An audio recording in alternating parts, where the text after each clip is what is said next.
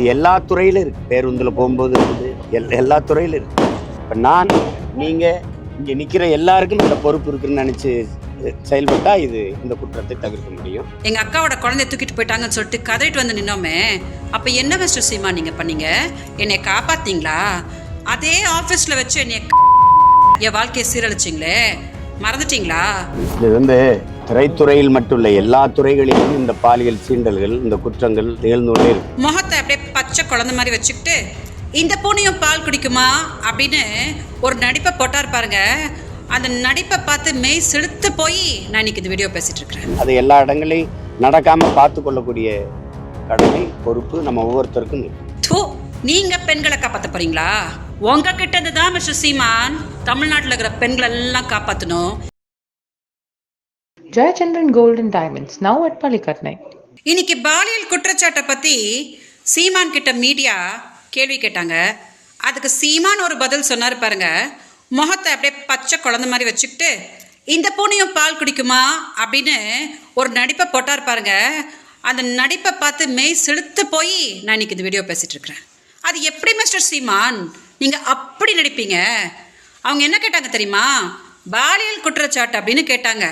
அதாவது நீங்க விஜயலட்சுமின்ற ஒரு நடிகை கூட குடும்பம் நடத்தி அந்த பெண்ணோட வாழ்க்கையை 14 வருஷமா சீரழிச்சு தமிழ்நாட்டுக்குள்ளேயே வாழ விடாமல் தூக்கி கர்நாடகாவில் அநியாயமாக போட்டிங்களே, அதுதான் உலகத்துக்கே தெரிஞ்ச விஷயமாச்சு.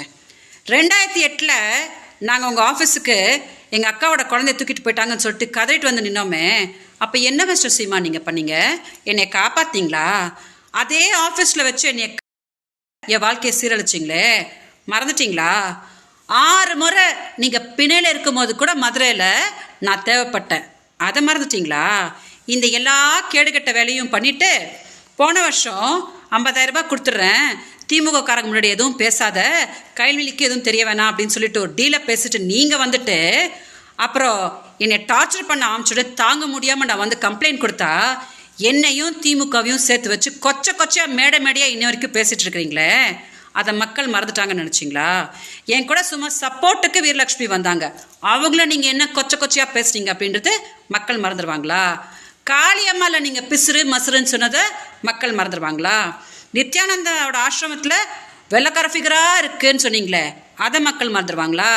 இதெல்லாத்தையும் விட விஜயலட்சுமி என் மேலே பாலியல் கம்ப்ளைண்ட் கொடுத்ததுக்கப்புறம் தான் எனக்கு பெண் ஃபாலோவர்ஸே ஜாஸ்தி ஆயிட்டாங்க அப்படின்னு ஒரு கேடுகட்ட ஒரு பதிலை சொன்னீங்களே, அதை மக்கள் மறந்துடுவாங்கன்னு நினச்சிட்டிங்களா? உங்களை சொல்லி தப்பில்லை மிஸ்டர் சீமான், நீங்கள் நடிச்சுக்கிட்டே தான் இருப்பீங்க. ஆனால் இந்த பக்கம் மீடியா உங்ககிட்ட வந்து பதில் கேட்டாங்க பாருங்க, நீங்கள் என்னமோ ரொம்ப உத்தம மாதிரி அவங்கள தான் சொல்லணும். நீங்கள் பெண்களை காப்பாற்ற போகிறீங்களா? உங்ககிட்ட இருந்து தான் மிஸ்டர் சீமான் தமிழ்நாட்டில் இருக்கிற பெண்களை எல்லாம் காப்பாற்றணும். இதை தயவு செஞ்சு டெலிகாஸ்ட் பண்ணுங்க. நாம் தமிழ் கட்சியும் சீமான் அவர்களும் பார்க்கட்டும். வணக்கம். Jayachandran gold and diamonds now at பள்ளிக்கட்னை.